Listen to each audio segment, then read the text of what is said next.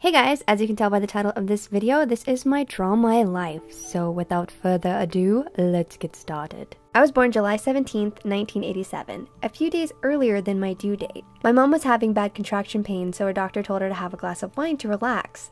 Well, a glass of wine and a nap later, my mom had slept through her entire labor and barely made it to the hospital in time. I had so much hair as a baby, they couldn't even fit a beanie on my head. My mom said it made it really easy to spot me in the baby ward. I was the first child from my parents' marriage. I had two older half-brothers from their previous marriages to other people, but I feel like they're my full brothers and we're super close. 4 years later, my two younger twin brothers were born about a week before my birthday. I guess you could say they were an early birthday gift. On my 4th birthday, I had a pony birthday party and it was fabulous. My parents rented an actual pony and all the kids dressed up as cowboys and cowgirls. Till this day, I still remember this as my best birthday ever. It'd actually be my last birthday party my family could afford for a while because a few weeks later my mom went through the hardest time of her life. Her mother, my grandma, passed away from breast cancer. Since her dad had died when she was little, my grandma was all she had left. My mom had also found out she had cervical cancer around the same time, and since she had just given birth to my little brothers, the stress of everything had become too much for her. Not too long after all this happened, she injured her back at work and had to leave her job. Everything piled on top of each other, and my mom fell into a deep depression and started to become very dependent on prescription drugs to get her through her pain. With my mom not working, my dad had to work extra hard to pay the bills, and since he commuted about 2 hours away, he'd be gone really early in the morning and wouldn't get home till really late. About halfway through 2nd grade, my mom decided to homeschool my brothers and I because she thought it'd be easier if we were at home. From this point all the way up until 4th grade, I don't remember learning anything. My mom spent most of her time in bed, and if she was awake, she wasn't a very happy person. She'd be heavily medicated and sometimes be physically and emotionally abusive towards me and my older brother. I try and do things she used to, like laundry, cooking, cleaning, watching over my little brothers, and taking care of her in hopes that someday she'd start feeling better and be my mom again. Right before I started 4th grade, we got sent away to my grandma's for a year because my mom had locked us out of the house and tried to kill herself. I didn't realize what was happening at the time. I just remember seeing my mom being taken away on a gurney and being so sad I couldn't help her.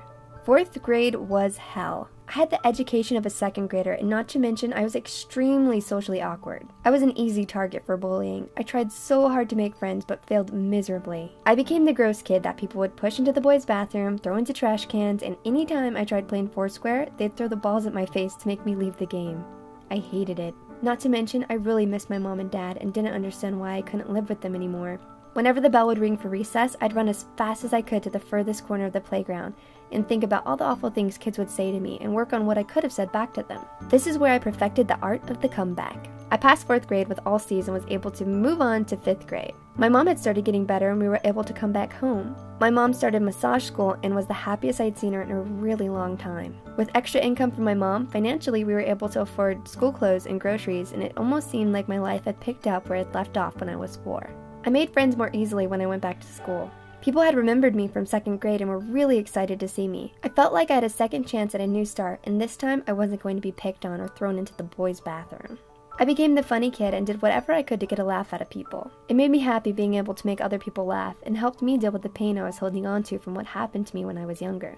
Life was great, until it wasn't. My mom had found out she had rheumatoid arthritis from massaging and was devastated. She fell back into her depression and medication addiction, and all at once everything was crumbling again. My parents weren't able to pay bills and our water kept getting turned off, and at times we didn't have money for groceries. Luckily, the church we used to go to would give away free groceries and we were able to live off of those. If we didn't have that, I'm not sure what we would have done. I was afraid my parents were going to send me back to my grandma's, so I started picking up the slack like how I did when I was younger. I was a mom to my little brothers and I would handle all the grocery shopping, cleaning, and cooking. I'd help my brothers with their homework and help them pick out their school outfits, and at the end of the day when I was done with all that, I'd work on my homework. I still managed to maintain a 3.5 GPA in school while all this was happening because I had hope for my future and that things were going to get better.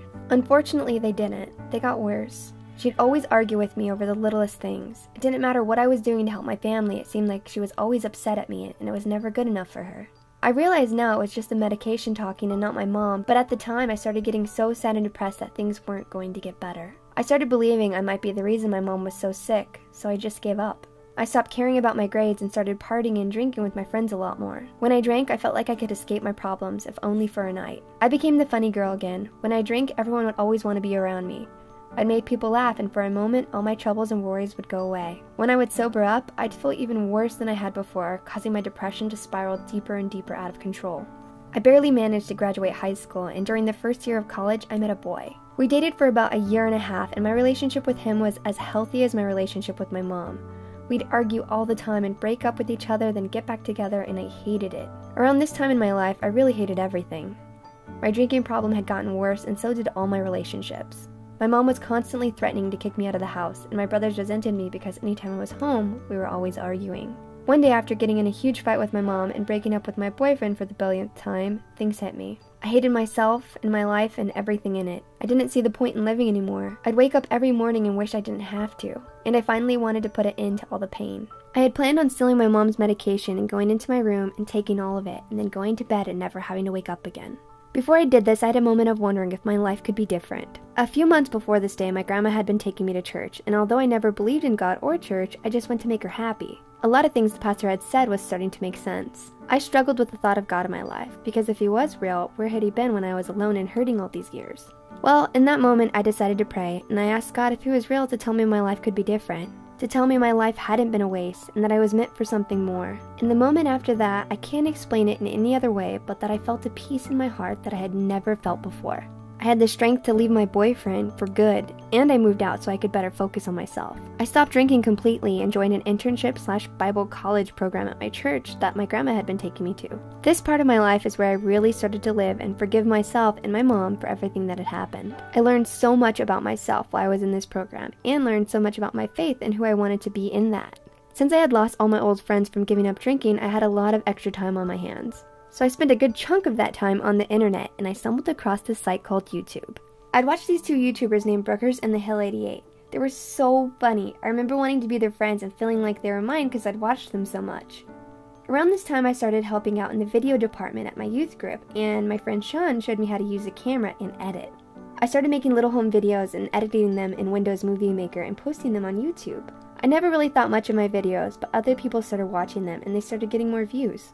I made my first music video with my brother to a song called I'm a Gummy Bear, and after that I started getting approached by major record labels like Sony, Universal, Warner, and Atlantic to help promote music for them. This was insane to me because I was just a girl from Modesto. I didn't think opportunities like this happened for people like me. In 2010, my mom had pulled herself out of her depression and started getting better. I moved back home and we started to get along for the first time in a really long time. My YouTube started to really take off, and I decided to leave Bible college and pursue it full time. I also decided to attempt daily vlogging, so I started a channel called Strawburry17. Somewhere along my YouTube journey, I met a boy named Joey, and we instantly became best friends. He loved anime, cosplay, video games, and just about everything I did. We'd spend hours talking on Skype and watching anime together. He told me he was going to move out to LA, and at the time, I decided I wanted to do the same. I just had to save up a ton of money before I could. In 2011, I met a cute boy named Jimmy who encouraged me to enter this competition called Next Up.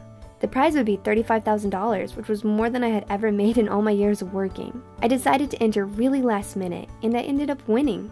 I used that money to move out to LA, and a few months later, Jimmy and I started dating. He's my best friend and the best boyfriend I could have ever hoped for. Now I live with my brother David and my cousin Alyssa, and living in LA has been a crazy experience.